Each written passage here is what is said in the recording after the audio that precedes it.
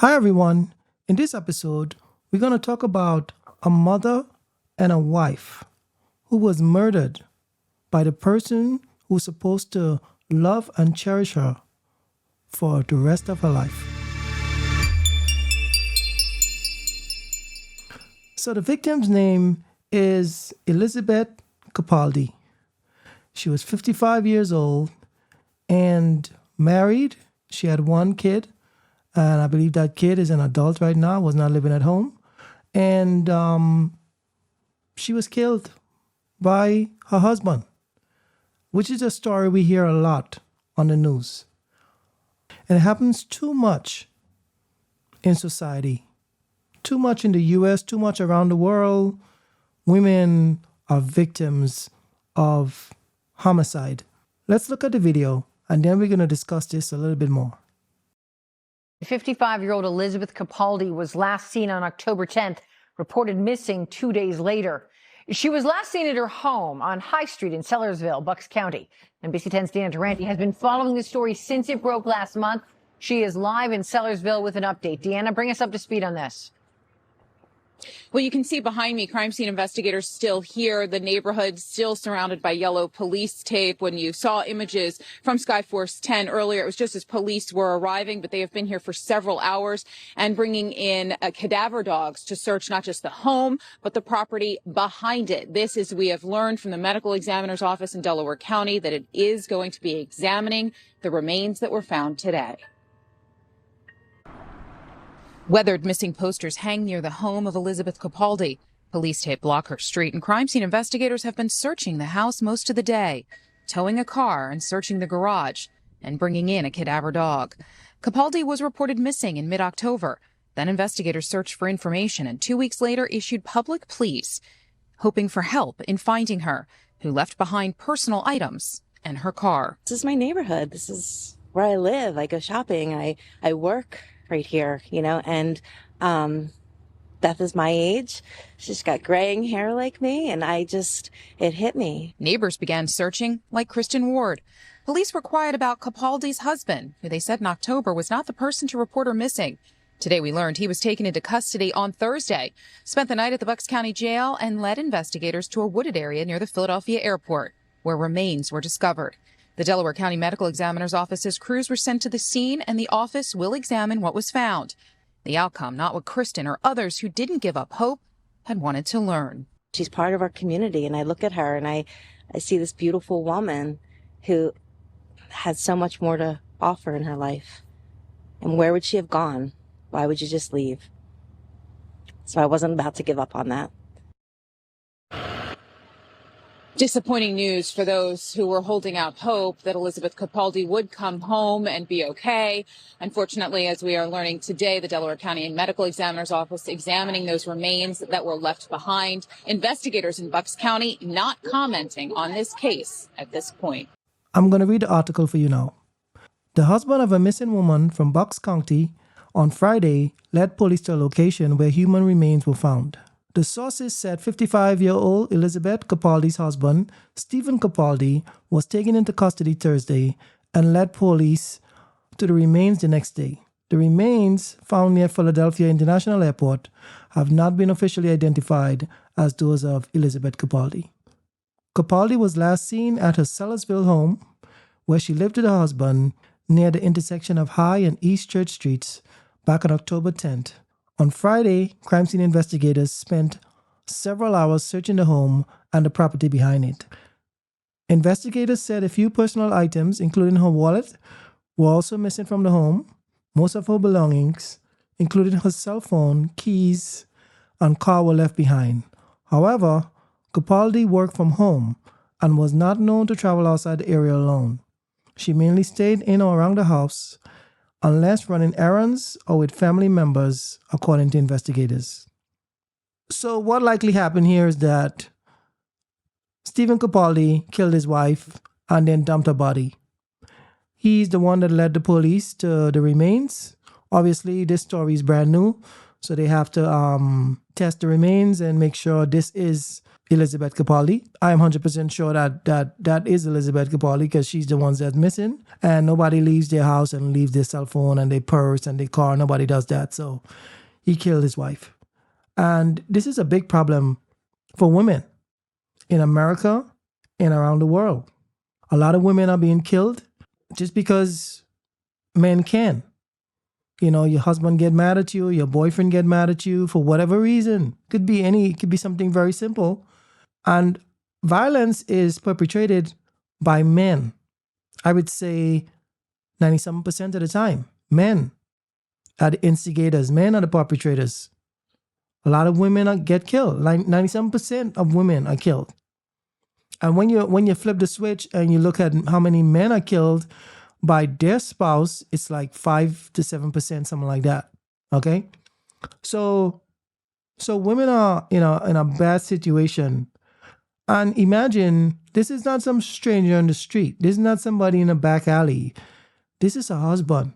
This is someone who vowed to love and cherish her and protect her all the days of her life. This is the woman that bore Stephen Capaldi's child. Elizabeth Capaldi, his wife, mother of his child, he went and killed. This incident is not isolated. As I said, this happens just about every day around the world and very often in America. A lot of women, a lot of wives, a lot of mothers are being killed by their spouses, their boyfriends, ex-boyfriends. Men think that women are their property. And I think that's where it stems from.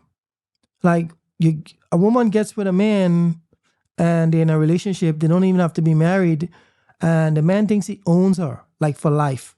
So he could cheat and he can do whatever he wants, but the woman can't do anything. And then she gets killed. As a woman in a relationship with someone and the relationship dissolves, the man still thinks he owns you. A lot of times the man is the one that's cheating. And now, even if the woman is the one that's cheating, that's no justification for her getting killed. Like, how is cheating being romantically linked to someone else who's not your boyfriend or not your husband? How is that a death sentence? People who murder other people, they're the ones that need to get a death sentence. People who cheat, lie, do stuff like that, those people don't deserve to die. Now, is there any justification forever for murder? The only justification there is for murder is when it's self-defense. Meaning someone is actively trying to kill you and you have no way of calling for help, no way of calling 911. And you have to defend yourself. And if you have a gun or a knife and you defend yourself and that person get killed in the process, that's self-defense. 99% of the time, most murders are not self-defense. Let me read an article for you right now. So this article is by The Atlantic, written by Olga Kazan. It says nearly half of all murdered women are killed by romantic partners. Over half the killings of American women are related to intimate partner violence, with the vast majority of victims dying at the hands of current or former romantic partners, according to a new report released by the Centers for Disease Control and Prevention. The CDC analyzed the murders of women in 18 states from 2003 to 2014, finding a total of 10,018 deaths. Of those, 55% were intimate partner violence related, meaning they occurred at the hands of a former or current partner or the partner's family or friends. In 93% of those cases, the culprit was a current or former romantic partner. The report also bucks the strangers in the dark alley narrative common to televised crime dramas. Strangers perpetrated just 16% of all female homicides, fewer than acquaintances and just slightly more than parents. About a third of the time, the couple had argued right before the homicide took place, and about 12% of the deaths were associated with jealousy. The majority of the victims were under the age of 40 and 15% were pregnant. About 54% were gun deaths. So let me stop right here. So it says here that 15% were pregnant. So men have no problem killing a pregnant woman with an innocent baby on the inside. So they hate this woman so much. The woman that they swear they're going to love. Sometimes I watch these true crime series, right? And this is real life. They're telling you about the real story of what actually happened. This is not made up stuff, okay? This is not like watching a movie. So you remember Scott Peterson? He killed his pregnant wife because he was cheating with another woman and he wanted to get rid of his wife. This is the logic. And Scott Peterson is not isolated. There's a lot of other men kill their wife just because they were cheating and now they wanna be with a new woman. So let me continue with the article. Black women were most likely to die by homicide of any kind, at 4.4 deaths per 100,000 people, followed by Native American women, Hispanics, and finally white and Asians. Data from early reports suggest that far smaller percentage of men, around 5 to 7%, were killed by intimate partners. So over 55% women are killed by the intimate partners, and only 5 to 7% of men are killed by intimate partners. Because women are just not natively violent. They don't think they own the man, and if he leaves, she's going to kill him. Women typically don't think like that. There are a couple of cases where it has happened, where a woman is stalking a man and kills him and all that, jealousy and all that. It does happen, but most of the time it's men. Past studies have shown that an abuser possession of a gun greatly increases the risk of female homicide. Obviously, if someone has a gun and they get angry at someone, they're going to quickly reach for that gun. That's why I feel like, I know people need guns to protect themselves, but because humans are so fickle, they get angry, they're quick to incite violence. Having everyone own a gun is not a good thing. That means more people are going to die. More women are going to die. Because the man is the one with the mentality of, I own you and, if I can't have you, nobody can. Mostly the men. Men think that way. So women are going to die. More women are going to die. Because once somebody has access to a gun, now they're quicker to kill someone. It's going to be pretty bad. So this beautiful mother, this beautiful lady, 55 years of age, she's just living her life. She's married. And I don't think she ever thought that the man she loved and cherished and adored would have turned around and murdered her.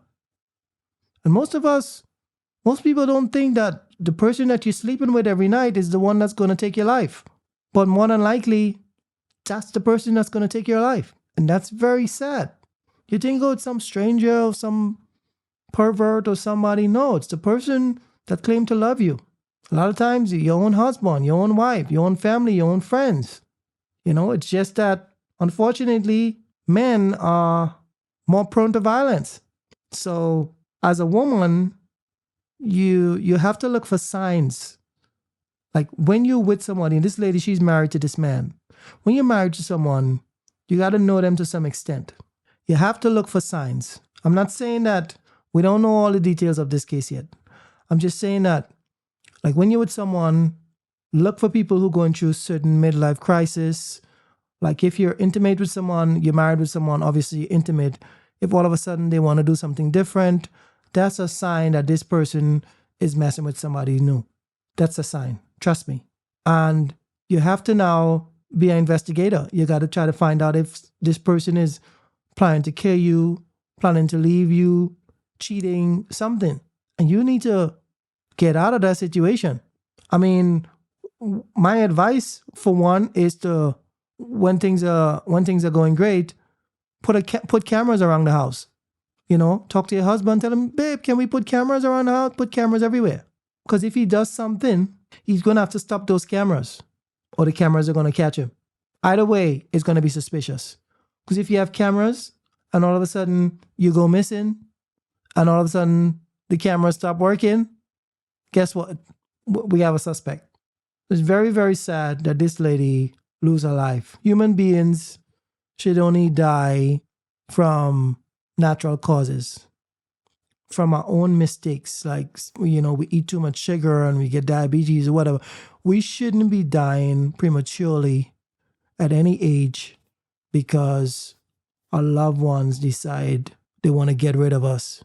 Usually two things that cause someone to murder you. They're killing you because of money, or they're killing you because they want to replace you with somebody else. Very, very sad. They should be loving you until the rest of your days. But nope. Now they think you get old or you get sick, and now they don't want you anymore and they want to replace you with somebody younger. As a woman, you have to be very protective of yourself. You have to be in defense mode. As I said, you could be sleeping with the enemy and don't even know. So these are the kind of things that you shouldn't have to worry about, but you should be worrying about. So that's it for this one. I'll see you all in the next one.